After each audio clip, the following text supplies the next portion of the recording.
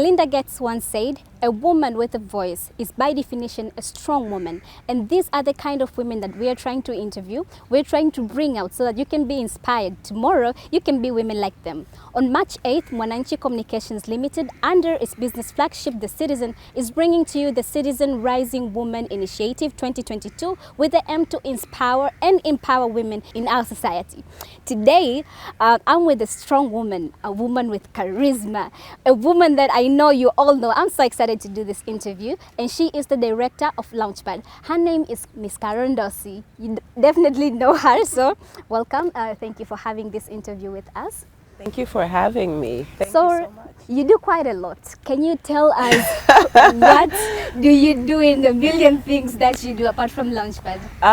Right. So I think the confusion most of the times happens because I've sort of had career changes in my life. I started out as a media personality, doing media journalism, broadcast journalism, and then I shifted to PR and events. And then from there, I became an entrepreneur, starting my own events company, having our flagship Nyamachoma Festival event. And then from then, I went into development work and started focusing on sustainable development, especially Sustainable Development Goal number 4, 5, 8, and 13. So if you ask me today, what exactly am I?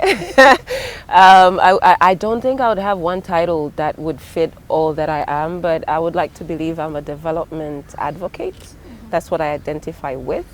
I also identify as a gender and technology expert. I identify as a strategic communications consultant. I also identify myself as a gender equality and social inclusion expert.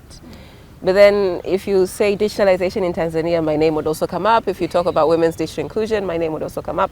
If you talk about entertainment, the entertainment sector, or rather the creative industries in Tanzania, my name also comes up. So yeah, for lack of a better phrase, I think I'm a jack of all trades. Yeah, and you're good at all. I try. You try, but you're really, I could say, people would be inspired by you by many things. You know, if you're entertainment, you'll be like, yeah, Carol Ndosi. If you like gender, you'll be Carol Ndosi. You like STG, you'll be Carol Ndosi. So your name is almost everywhere. And I like the fact that we cannot put you under a box. This is something that a lot of women have. You know, people want to define us. Right. Why would you talk about that? You know, how did you manage to create yourself in a way that people cannot really say, okay, this is who Carol Ndosi is, or be this, or be that, and you just had to. You know, some people would even take that and say, she's maybe strong-willed or something. People take it wrongly sometimes, you know. But how important is it for a person to, you know, take your stand and you do things that you like? Doesn't matter you being in a certain type of box. I think this speaks to the larger picture of the conforming of women in our society, right? But I've also believed that if you are consistent in what you want to do, and once you identify your talent and invest in skills in a particular area, then you can definitely excel. So the glass ceiling exists for not just women, actually, even for some young people, some men, you know, depending on the demographic or where you're coming from. But I believe the limitation is mostly internal. Like, most of us do not want to try to get out of the box because we are always skeptical and doubtful of what the society might think of you or how they'll take you. So I had a very difficult transition, by the way, from not from the media industry to the PR industry, but from my events company and doing the Nyamachoma Festival for I don't know how many years, and then deciding that, you know what, I want to do development work. And unfortunately, people didn't even know what I went to school for. But everybody was like, how do you go from Nyamachoma to starting an NGO and talking about women and youth? But my degree is actually in political science, my first degree. My second degree is in conflict resolution and peace building, which basically means development work, right? Yeah. So if I wasn't daring enough to say, you know what, I actually want to put my degree to work and put my education to work, regardless of whether my business is going well or where that could actually go. So I feel like most of the times the limitation starts with us. If you believe in yourself, if you believe in your ability, and if you have the time and you can be consistent in something, then you should definitely go for it.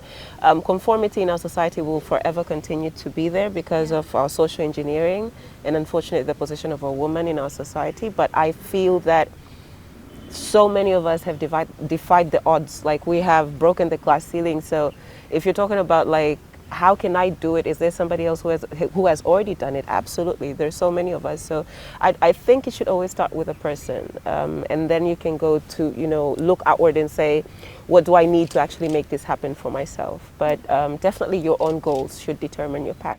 And so I believe every person who has reached somewhere, there's this moment that they had that almost broke them down. Oh, yeah. And they're like, oh, I'm about to give up. I don't want to do this anymore. So what are your most vulnerable moments that you can remember? And you're like, oof, if I wasn't strong-willed, possibly I wouldn't be the Carol Ndosi I am today. Oh my God, where do I even begin? Wow.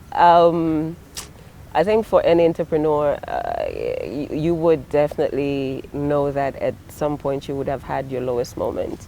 So I think I've gone through it all. I've gone through bankruptcy, I've come back again, I've lost money, lots of money, like lots and lots of money that would make you go like, I don't want to live anymore. Yeah.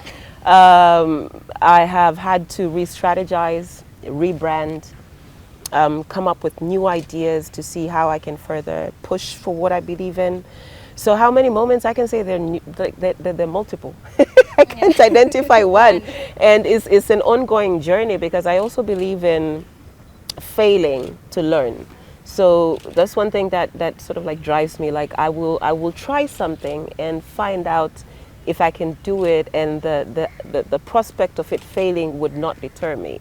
So have I had low moments? Absolutely, absolutely. As lots of them. I mean, not just on an entrepreneur journey, but if you look at development work, you know, so many times we go out to the community and to the society and we say we want to bring change, and then you realize that perhaps your idea was very utopian and it wasn't very practical, and you go back to the drawing board and you start talking to the people, and they go like, you know what, yes, you're trying to solve women issues, but Carol, you're not our kind of woman. You know, you're from the city, you don't even identify with our problems. So there's so many moments like that. Like, I could go on and on about that, but yeah. But how did these moments, you know, shape you into being who you are today? Okay, yeah, you had problems, you had challenges, you know, solving them. How did they contribute into you, you know, growing and becoming who you are? I think it's the learning curve or aspect that actually happens with these experiences. Every time you fall down or something doesn't work, if you are an optimist and if you are vested in sustainable development or sustainability in any aspect of your life, you would go back to learn why it didn't work. And that in turn now gives you a whole new perspective. It gives you a whole new approach of how you can actually do that or navigate towards that particular issue or challenge should it happen again. So for me, it's always been, how can I use that experience to not necessarily not allow it to happen to me again, but to be in a better position to know how I can navigate through it should it happen again. So you are an advocate for, you know, women, youth. You're in the digital space so much, and you know, when you talk about youth are in the digital space a lot. Absolutely. And you know, when you look at the recent trend, a lot of young girls are vulnerable over the internet. You know, you'll see these different kind of videos, which is not really right. But then, you know, as women, we need to protect ourselves, but people in our society also need to protect us and know that this is not right doing something like this. So what would you say about how women are vulnerable, you know, with the digital space that is in right there, and how can we avoid, you know, being that, you know, open to the world, you know? Nobody wants to see their nudes on people's WhatsApp and stuff. Right. So the issue of women being vulnerable in digital spaces is just a continuation or rather further manifestation on gender-based violence, and it's really emanating from the position of a woman in our society because of the social structure and the social norms that we've had. Now, it's nothing new that women continue to be vulnerable in digital spaces, because unfortunately we say offline mirrors online behavior and vice versa. So whatever that we're seeing on online spaces or digital spaces is just a culmination of whatever that is happening on offline spaces, right? Now, whether or not they're vulnerable is debatable, because there's some women that I know who have like they're even more powerful on digital spaces compared to men. However, when you talk about digital resilience, I feel it's something very important for women, especially if we're going to push for women's digital inclusion, because as we speak right now, the statistics say that we have less women who are online than men, right? If you look at mobile ownership, we have less women who own mobile devices than men. If you look at internet usage, although we do not have the definite, numbers or the data, we definitely know that if they own less mobile phones, then there will be less, internet usage. But the issue of nudes and what we call non-consensual sharing of intimate images, it is such a multifaceted issue. It's not just, nobody should just take it at face value and say, just because women are vulnerable, that is why this is happening. No, it has a lot to do with digital literacy. It has a lot to do with mindset change. It also has a lot to do with poverty.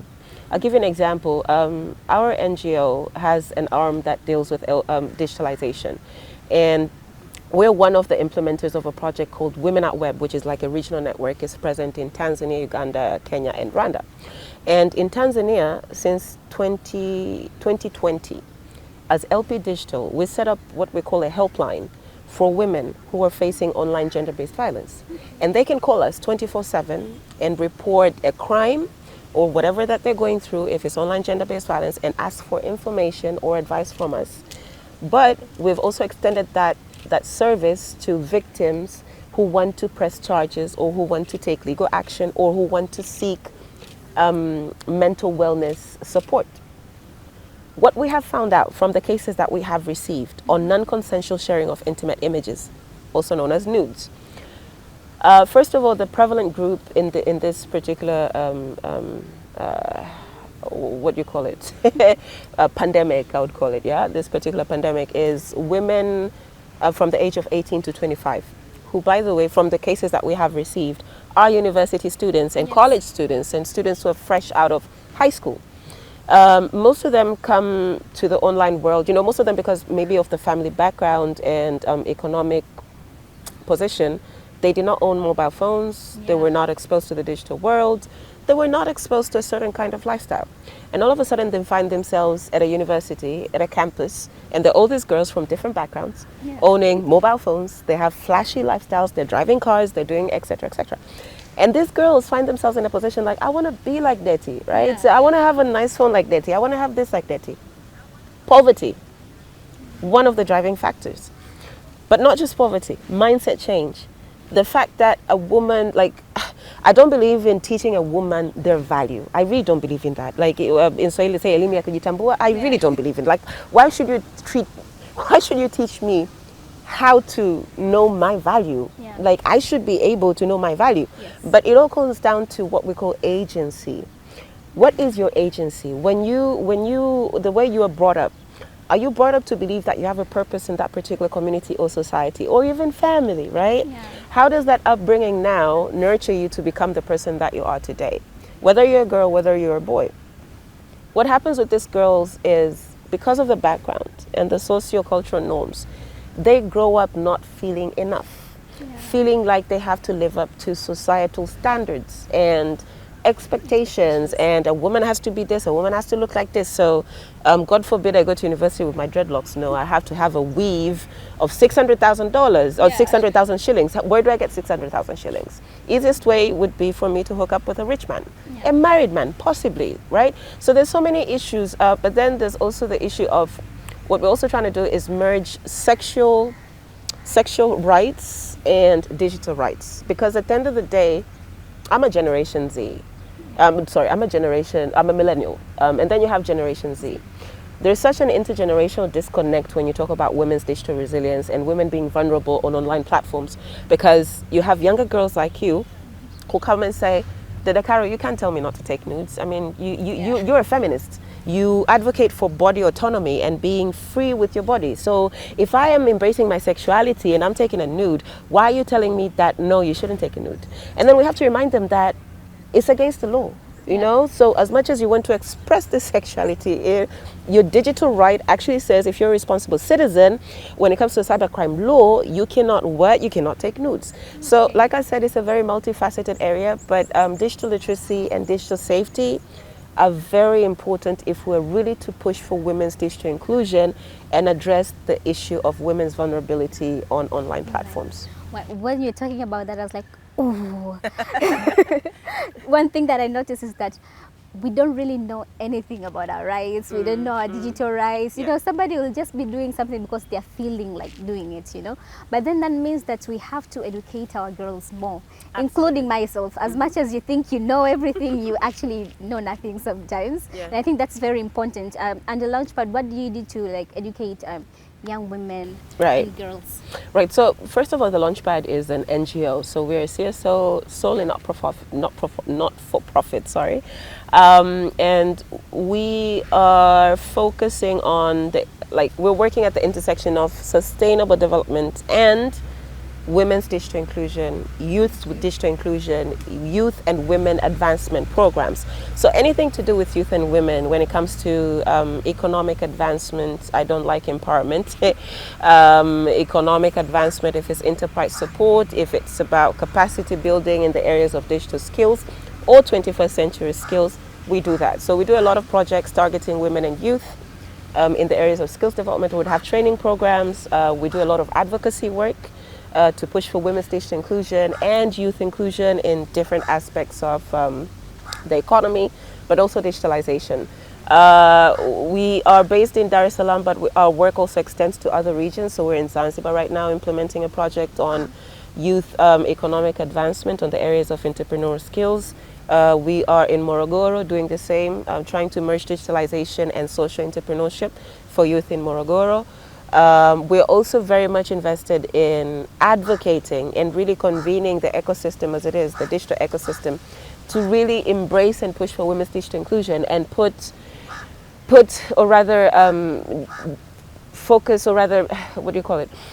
bring in gender mainstreaming into their programs, because we actually believe that through gender mainstreaming is how we can achieve equitable inclusion across the spectrum. So that's what the Launchpad does. Now let's talk about leadership. You're one of the leaders, I could say. I'd like to believe so. I'd like to believe so as well, you know. How hard is it for a woman to, you know, be a leader, enter into spaces that people believe, this is for men, this is what men should do, but then, you know, we see a lot of women doing things that people told us men should do, like, you know, even you could go to, you know, these mondokasis, they call them, and you'd see a woman driving, you know, this is something that before people would be like, no, this is a job for men, so women are there, you know, you would see women CEOs, women MDs, so we have these examples, you know, as a leader, but then how hard is it for a woman, you know, to enter into these spaces? You know, you might get a platform, we're empowering women, we're giving them tables, seats at the table, but then you might have a seat at the table but not have a voice. People are just ticking boxes that, yeah, we have one woman, we have two women, but what are they really doing? How hard is it for you to like compete with men, you know, in these spaces? I think that's a very valid question, because I am a firm believer of having female representation does not equate to women's development. Right? I'm very proud to have a female president right now in Tanzania, but I don't necessarily, that means that this is the liberation of women in Tanzania across the, you know, across the country. There's still a lot of work to be done across the piece. But speaking on that, you've reminded me of my own story. So when I started the Nyama Choma Festival, I was fresh from working for somebody else for 3 years. And although I used to be the head of that department and was the direct link to all these clients, when I decided to start my own event management company, when I was knocking on doors asking for business, I got so many no's. Actually, I got all no's, right? And I had to go back to the drawing board and say, okay, what can I do to survive? Because that's the same time that I decided to go back to school and do my second degree. So I had to come up with the event concept. So the Nyama Choma Festival came into play. And then I had to look for sponsorship to make that event happen.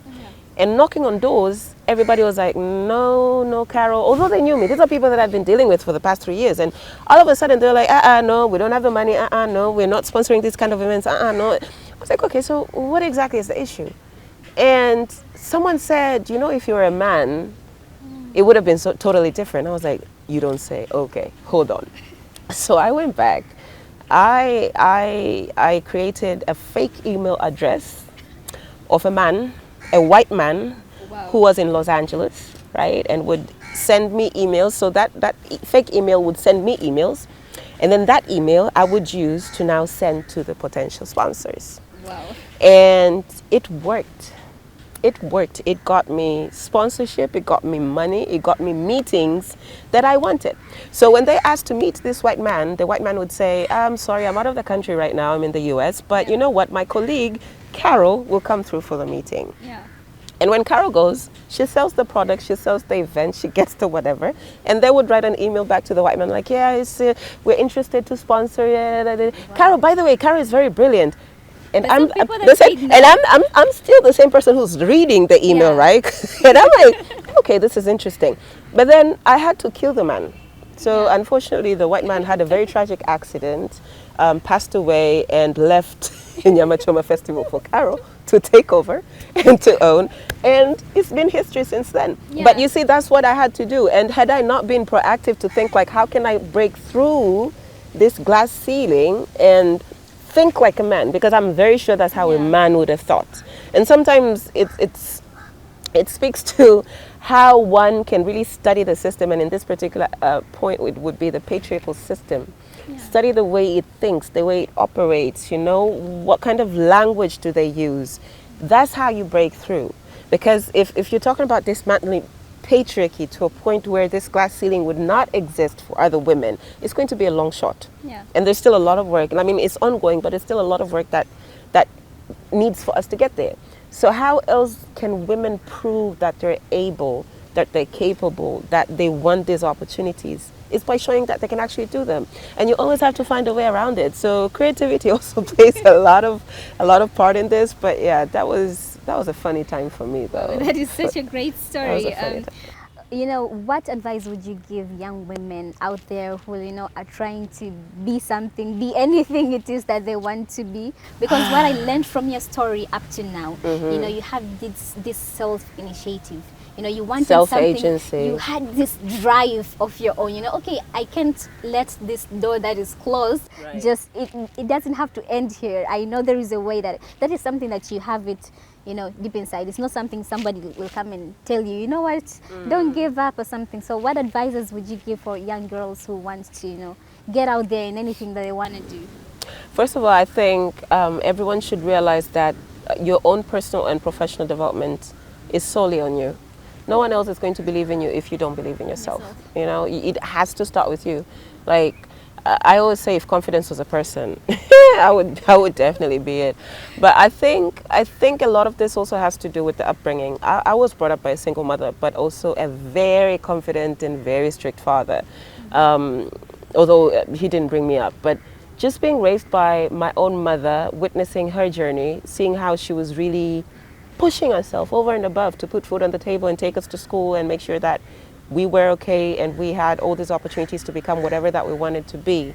That itself is and remains to be a driving factor for me, because if it hadn't been for her creating that environment that allowed for me to freely think, to freely explore, I wouldn't have been where I am today. So as much as you would tell young girls today that yes, you can be this, you can be that, you know, you have so many examples. Look at Deti, she's doing amazing. Look at Salome, she's doing amazing. Look at Carol, she's doing amazing. But what about her background? What about, because whatever outside environment that you're telling her to go to, you also have to be cognizant and acknowledge whatever the internal environment that she's going through, and she has to keep up every day to rise above whatever circumstances, right? And most of the times, unfortunately, it's not even the parents' fault, you know, or the family, because also they're driven by circumstances. Yeah. And unfortunately, for most of Tanzanians, 80% of Tanzanians were in the informal economy. The same families who are not necessarily very literate, you know, they've probably have primary education or secondary education. Not all of them have higher learning education, or rather the exposure to actually realize that, you know what, a girl can do so much more. Yeah. So I think there's a lot of work to be done, especially with families at the, you know, the lowest level, the lowest unit in our society. Families should really come through. We always have conversations around gender equality and how we can put mechanisms to further support women's advancement into different areas, but we always forget the role of a family and the role of parents, and how that itself is a nurturing environment for these women.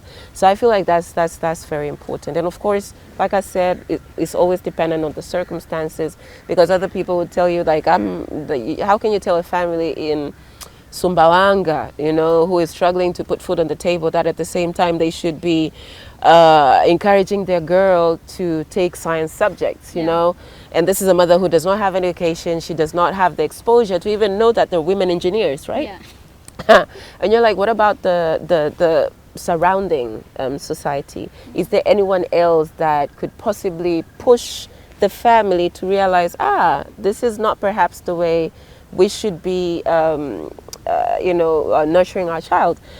We should not be projecting our unfortunate circumstances on them. Perhaps we can improve the situation to be A, B, C, and D. And fortunately enough, you know, there's so many opportunities and so many programs that are put across the community, across the society, across the country in Tanzania, targeting the girl child. So the girl child has so many, like, honestly, apart from the formal education system and the journey that they have to go through from enrollment in primary school all the way to secondary, all the way to higher learning institutions. But across the journey, how many NGOs, organizations, institutions that you know have specific programs for girls, right? So the opportunities are there. I think what we need to work on is the pathway. How do they arrive at those opportunities, and what are the limitations and barriers that they face until they arrive? I think that's what we should be focusing on. Now, since we're talking about family, you have two beautiful kids. I do. Both women, women to come. They're young ladies too, but I believe they're women to come. Yep. So since I would like you to talk about something more personalized, how do you teach your young girls right now, you know, to prepare them for the world, but also, you know, the Alicia, is it Alicia? Alicia. The Alicia that is, you know, offline right now is going to be different from the one that is the same. I don't know. Is there a difference between, you know, the person that is offline and online? And then how is it important for you to really watch out your digital footprint? Because, you know, when you keep something online, it's going to stay there. It's like a mark. Yeah, it's always the internet going to, never forgets. Yeah, it never forgets. Yeah. So how are you teaching your kids, you know, to become those women that, you know, understand themselves, value themselves, and know, like, when I'm online I should do this, when I'm offline I should do this, and you know, this represents me, this doesn't, and how I should go back to the world. I believe when you speak to your kids, you'll be speaking to many kids out there, so it will be much heartfelt when you're speaking to yours right now. No, I mean, I was just trying to think, like, when was the last time we had this conversation? So my oldest is on TikTok. I try to fight it so much, but at least I can monitor that. Like, I know what she's doing on there. But I think I'm not a firm believer of what do you call it, physical disciplining of a child. I believe in communication and conversation. I believe in a child learning through doing. Okay, so I bring my kids along to my business. Like, I would take them to Nyama Choma.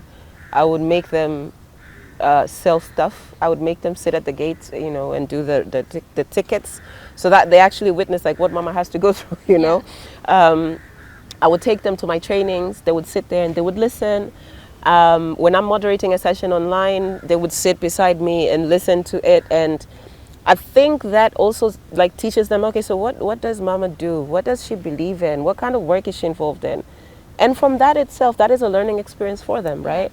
And often they would ask me, like, mama, Because honestly, when I receive cases, for example, on what people call revenge pornography, but it's actually non-consensual sharing of intimate images, it really gets to me. Like, I've actually had to seek mental wellness help because I I have absorbed so much pain from these victims to a point that it has actually affected me as well.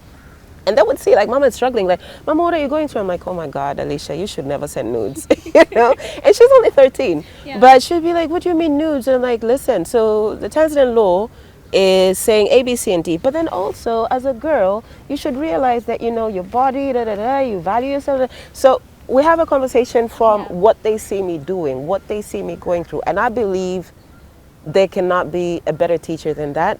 Like, because I'm also not perfect. So they should be able to realize that, you know what, Mama is trying, she's doing this, and from her trying, although maybe she might fail, but she's actually learning to navigate through this even better. And should I go through the same thing, I can either do like Mama did or learn from how Mama failed and take it from there, you know? So I believe that's something that we really need to push as parents. The thing is that we instill so much fear in our kids, you know. I know of parents whose kids switch off the TV and go to sleep as the minute they go back home. Yeah. And you're like, why are you so terrified of your parents? Like, I would like to believe that parents should be the kids' first friend. Yeah. Although honestly, my kids, like, I think their friend is my mother. Like, she's like way cooler than me. But yes, and on the digital footprint, I think that's a very important conversation.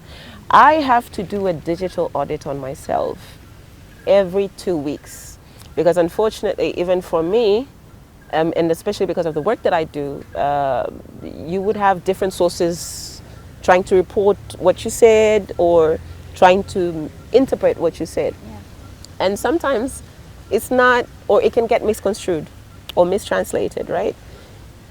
And what I've found out is there's so much information out there about everyone that you do not necessarily, or you would not necessarily want it out there to be. I often take this example of Facebook. The Carol that I was in 2010 is not Carol of 2022. Yeah. Like, the stuff that I used to post on Facebook in 2010 compared to now are two totally different things, right? Do I want that information to be out there about me? No, that's not what I want to identify with right now. I've totally changed. I've grown, I've transitioned, right? So what is a digital footprint? If you're aware of your digital footprint, what does that tell you? That would tell you that go back to Facebook, delete those posts, you know, or try to, I don't know, curate your content in a way that it represents what you are today. And I feel like that's something that each and every one of us as a digital citizen should definitely be aware of. And also be aware of the fact that all these digital platforms are collecting all this data about us without us knowing. Yeah. And it's all about digital literacy, you being aware of the fact that your usage, you know, that most of the times they say, if you're not paying, if the digital platform is not paying you, then you're the one who's making money for them, right? So we should always be aware that all this information, like you posting a photo, you think it's a selfie on Instagram, you know, but it's actually data for them. Yeah. You know, they curate even more content from that selfie that you've posted in a way that would get you even more hooked or dependent on that particular digital platform. Yeah. So I think it's something that we really need to drive in, especially with digital literacy. And make people more aware of what exactly it means to be online and the fact that the internet never forgets. I have people who have not lost, but they were shortlisted for an interview, for a job interview.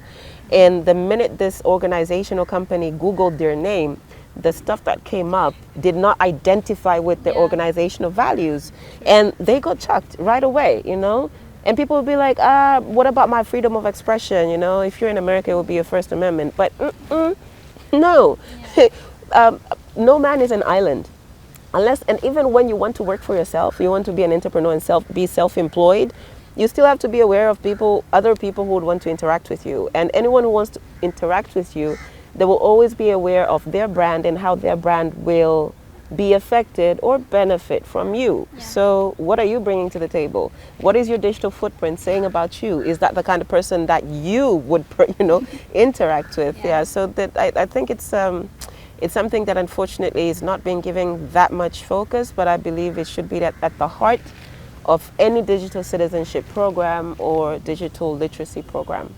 Oh, how times have changed that people have to recruit you from your Facebook Yeah, and your Instagram. yeah. That's so nice. Well, we have heard such a wonderful story from Carol Ndosi. These are the type of stories that the Citizen Rising Women is trying to bring them to you so that you could look at these people and be inspired, but also learn something from them. I was with Carol Ndosi. My name is Latricia Pamba, but don't forget to keep reading on the Citizen newspaper, but also to watch Mwananchi Digitals for all these stories that we have been doing through this initiative. Until next time.